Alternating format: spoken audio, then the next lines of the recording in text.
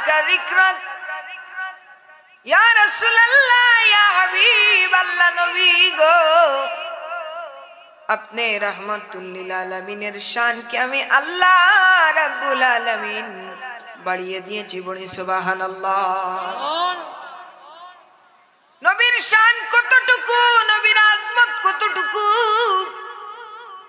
এই কুরআন আল্লাহর কিতাব, তাওরাত আল্লাহর কিতাব, জাবুর আল্লাহর কিতাব।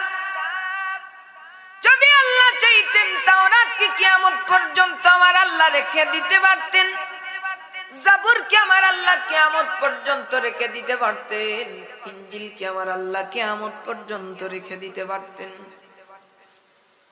যদি আল্লাহ চাইতেন 100 সহিফা আল্লাহ নাযিল করলেন, 100 সহিফা কি আমার আল্লাহ কিয়ামত পর্যন্ত রেখে দিতে পারতেন। কিন্তু কুরআনুল কারীম কে আল্লাহ রাব্বুল আলামিন কেন নিজে হেফাজত করনে वाला হলেন, কেন কুরআনের হেফাজত করনে वाला স্বয়ং আল্লাহ রাব্বুল আলামিন হলেন?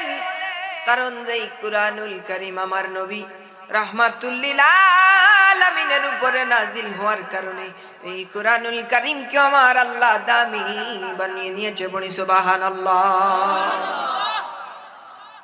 সাহাবায়ে কেরামরাও মানুষ, আমরাও মানুষ, কিন্তু সাহাবীদের শানে কেন বললেন আল্লাহ আল্লাহ?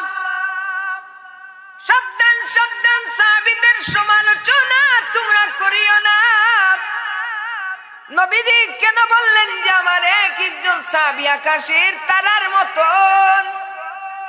কারণ সাহাবীরা তো আমার মতো মানুষ ছিলেন, সাহাবীরা কেন এত দামি হয়ে গেলেন? যে আমার নবীজিকে স্বচক্ষে দেখার কারণে, আমার রাহমাতুল লিল আলামিনকে মহব্বত করার কারণে ওই সাহাবীদের দাম কেউ আমার আল্লাহ রাব্বুল আলামিন বাড়িয়ে দিয়েছে। সুতরাং কি বোঝা যায়? নবীর সংস্পর্শে যত জিনিস থাকবে তত জিনিস দামি হয়ে যাবে। সেই নবীর উম্মত কত দামি।